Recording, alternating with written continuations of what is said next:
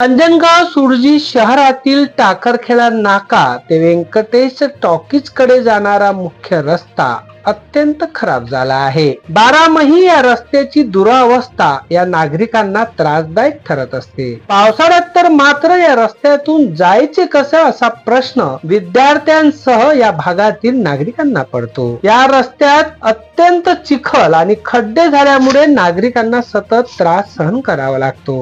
विशेष म्हणजे टाकरखेडा नाका ते व्यंकटेश टॉकीज कडे जाणारा हा रस्ता अत्यंत खराब झाला आहे। 32 गावातील नागरिक या रस्त्याने येणे जाणे करतात। 80 फुटाचा हा रस्ता अतिक्रमणांमध्ये सुद्धा घेरलेला आहे। सिमेंटच्या पक्क्या नाल्या नसल्यामुळे पावसाचे पाणी सुद्धा रस्त्यावरच येते। सदुर्व हा रस्ता तात्काळ दुरुस्त करावा अशी मागणी या परिसरातील नागरिक नितीन कानेरकर सह अन्य नागरिकांनी केली आहे। आणि सर्वात जास्त वाहतुकीचा रोड हा आहे। अंजनगाव सुरजी शहरातला काठीपुरात जाणारा रोड सर्वात आवश्यक आणि सर्वात मोठा रोड आहे। विशेष म्हणजे 80 फुटाचा रोड आहे, हा अजूनही बनला नाही।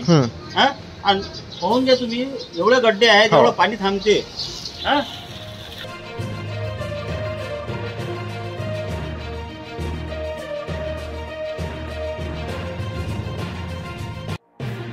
रोडला नाल्या नाही आहेत, रोड नाही आहे, गड्डे खूप झाले आहेत, ऍक्सिडेंट होऊन राहिले। आणि सर्वात जास्त विद्यार्थी, लहान लहान विद्यार्थी ह्या रोडनं जातात। जवळपास शाळा आहेत, 3 शाळा आहेत।